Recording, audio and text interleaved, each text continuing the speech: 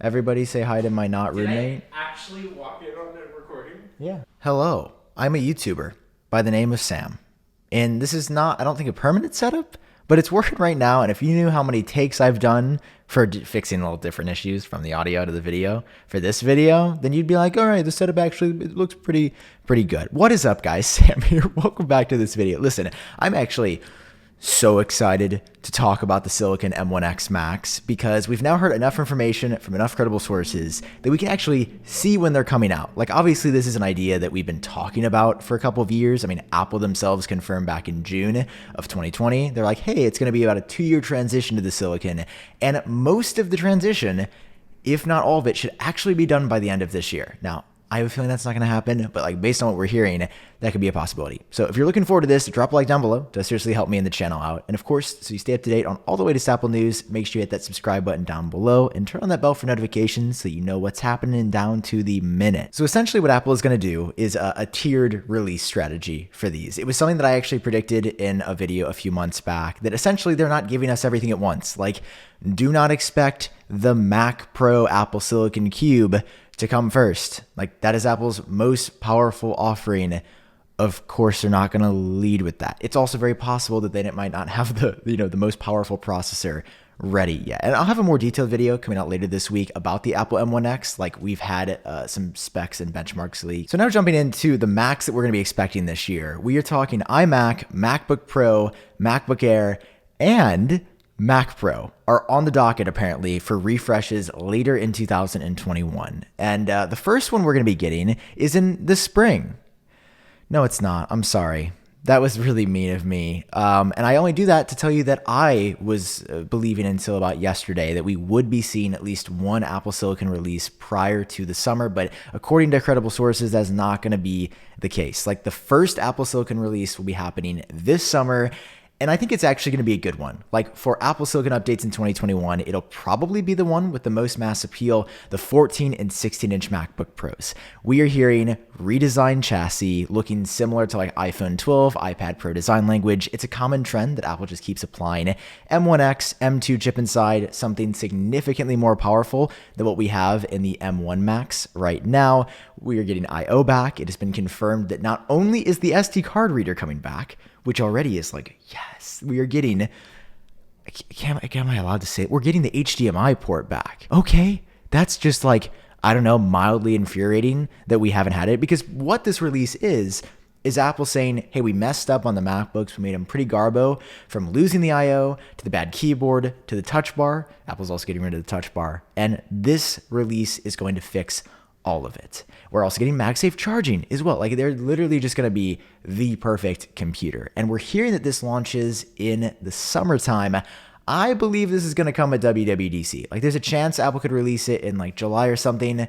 But like, to give you my logic behind saying WWDC, their Worldwide Developers Conference event in June specifically, is that these are the biggest upgrades that the Macs have ever seen in their history, and I don't see Apple just putting out a little press release and that being enough. Like, that doesn't make any sense to me. I don't think that's the way they're going to market these. Just know these are a big deal, and I do not see Apple not making a big deal about it. Like, literally the biggest change to the MacBook Pro that I would argue the MacBook Pro has ever seen since they came out. And listen, like, you know, don't get me wrong, I'm hyped for the MacBook Pros, but if there is one computer that I am personally invested in, because you guys can see it's what I use every day, it's the iMac, but you didn't even know that was off screen. And it is just my favorite computer. The all-in-one design, the having a webcam, it is perfect for the work that I do, yet I need a new iMac. Like, the one that I spec'd out, that came out in August last year, is just too slow.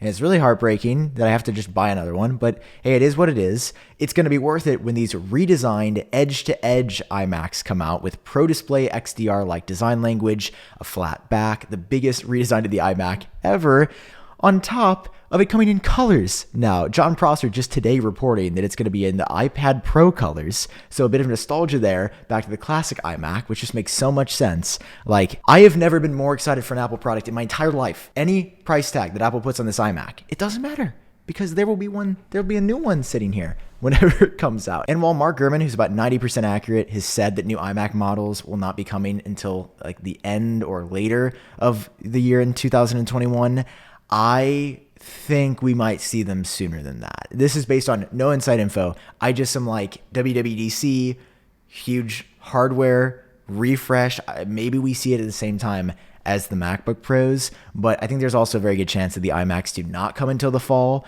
And if you need an iMac, listen, I feel ya. We've been talking about these forever. I want it just as bad as you. I wish I was going to tell you that it was going to come in the spring, but it's not.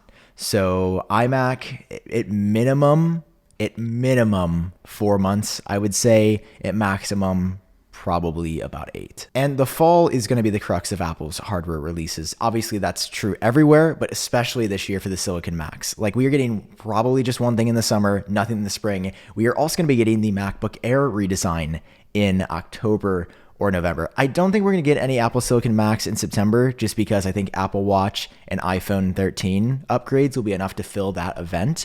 So I think Macs and like maybe some iPad updates will be definitely in October or November. And this MacBook Air is apparently getting redesigned, thinner and lighter. I don't know how that's possible. It's already fanless. Like, I don't know what else Apple can do, but this is probably when we'll see the introduction of like the M2 series chips, just because if the MacBook Air already has the M1. I don't see Apple putting like an M1X in there, because it seems like the M1Xs are going to be for like higher end computers, pro models, desktops. And that would lead us to the Mac Pro redesign. You probably read that story from Mark Gurman a couple months back, talking about the Cube design, basically Apple taking the essence of the Power Mac G4 Cube. We have new details today from John Prosser talking about how it looks essentially like a bunch of iPad minis stacked together. Totally wild. Because it's got like a huge heatsink on the top and then like a nice base. And it just looks like a bunch of it's like the Mac Pro Mini. And that is apparently coming in 2021 as well. But if there is one computer out of this entire list that I have the least confidence of launching this year, without a doubt, it is the Mac Pro. Why? Because the Mac Pro just got its major revamp in the summer of 2019. I don't see Apple really revamping it that soon after. This is based on no info, but a prediction based on Apple's previous history. I think we will see the Power Mac G4 Cube Mac Pro refresh, Apple Silicon update with like an M2X or something at WWDC a year from now in 2022. I mean, it's just like, that's when they announced the last Mac Pro. I can see it now. Like, I hope we get the Mac Pro this year, because listen, I want it, but at the same time, it just seems like it'd be kind of insane that Apple would complete their transition to Apple Silicon in just about a year and a half, when I think they said 2 years for a reason. Wait till summer for MacBook Pro, fall for everything else, and maybe we get the iMac in the summer. But this is the latest info that we have right now. I am ecstatic for these. There's a reason for so many years I didn't talk about the Mac on my channel. Let me tell you why. It's because I didn't care. Now I care, because everything's exciting again, and it's actually like insane what Apple's doing with their silicon. It's not just okay. It's exceptional, and in some cases, the best in the industry. So I'll keep you guys updated. I hope you enjoyed this one. Hope it helped you out. If you're like, when do I buy my Mac? I don't know. It was certainly useful for me that's been like looking to buy. Because I've been looking to buy, if you know what I'm saying. Hope you enjoyed this. If you did, drop a like down below. Hit subscribe for more. I've been Sam, and I'll catch you cool cats in my next video. Peace.